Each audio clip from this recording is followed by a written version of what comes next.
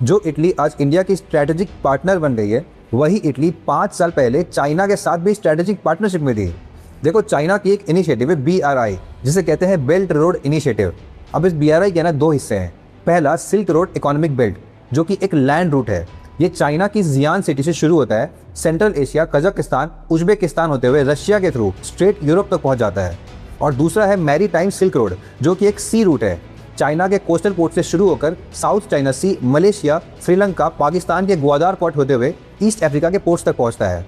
China ने total 140 countries के ऊपर रोड्स, पोर्ट्स और इंफ्रास्ट्रक्चर बना चुका है, जिससे उसकी एक्सपोर्ट्स को काफ़ी पुश मिल रहा है।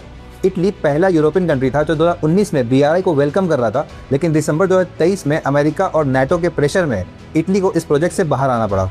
आज जो IMEC को इटली और बाकी के यूरोपियन कंट्रीज पुश कर रही है, वो इसी BRI का ऑल्टरनेटिव रूट है, जिससे चाइना की लॉजिस्टिक्स कंट्रोल को टैकल किया जा सके। इटली को चाइना का ऑल्टरनेटिव चाहिए, अमेरिका को भी BRI का काउंटर चाहिए और इंडिया को भी रूट चाहिए यूरोपियन कंट्रीज तक पहुंचने का। लेकिन सवाल यहाँ ये आता है कि क्या ये IMEC इतना ईजी होगा और क्या इंडिया सच में चाइना के जैसे नेटवर्क बना पाएगा? इसको समझने के लिए पहले तो ये समझो कि IMEC रूट में सामान मुंबई से शिप में लोड होकर दुबई जाएगी, फिर वहाँ से अनलोड होकर ट्रेन के रास्ते सऊदी अरेबिया, जॉर्डन होते हुए इजराइल के हाइफा पोर्ट तक पहुँचेगी और फिर वहाँ से वापस शिप में लोड होकर इटली के ट्रिस्टी पोर्ट पर पहुँचेगी, जो यूरोप की एंट्री पॉइंट होगी। अब ये प्रोजेक्ट पेपर पे अच्छा लग रहा है और मीडिया भी इसकी काफ़ी तारीफ कर रही है, लेकिन यहाँ सबसे बड़ा प्रॉब्लम है इसकी कनेक्टिंग कंट्रीज़ में। जॉर्डन इजराइल कॉरिडोर, जो कि इस पूरे रूट की स्पाइन है, उनकी रिलेशंस हिस्टोरिकली लोएस्ट पॉइंट पे है। गाजा कॉन्फ्लिक्ट के बाद जॉर्डन के अंदर पब्लिक एंगर इतनी ज़्यादा है कि जॉर्डन खुद पॉलिटिकली अफोर्ड ही नहीं कर सकता इजराइल के साथ मिलकर काम करने में। और सऊदी अरेबिया ने क्लियरली बोल दिया है, जब तक पैलेस्टीनियन स्टेट नहीं मिलता इजराइल के साथ कोई नॉर्मलाइजेशन नहीं हो सकती। मतलब IMEC का सबसे क्रिटिकल सेगमेंट अभी पॉलिटिकली एग्जिस्ट ही नहीं करता है।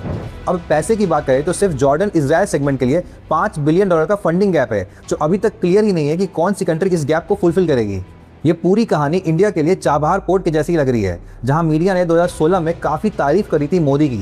2024 के इलेक्शंस में इसका काफ़ी यूज़ हुआ था, ये बताने के लिए कि कैसे चाबहार हमारा सबसे बड़ा अचीवमेंट है और अपने डिसीजन हम किसी और के इन्फ्लुएंस से नहीं लेते हैं।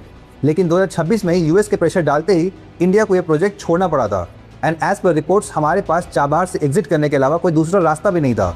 आज दुनिया भर में एनर्जी क्राइसिस चल रही है, हर देश अपना इन्फ्लेशन कंट्रोल करने में लगा है और ऐसे में इतनी बड़ी इंफ्रास्ट्रक्चर प्रोजेक्ट के सपने देखना काफ़ी अनरियलिस्टिक लग रहा है।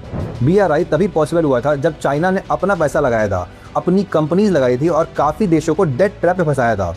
IMEC में ना कोई एक पैसा लगाने वाला है, ना कोई एक एग्जीक्यूट करने वाला है। अब आपको क्या लगता है, ये IMEC इंडिया के लिए वापस चाबहार जैसा सिचुएशन तो नहीं हो जाएगा? कमेंट में बताओ और ऐसे ही अमेजिंग इन्फॉर्मेशन के लिए मुझे फॉलो करो और चैनल को सब्सक्राइब करो।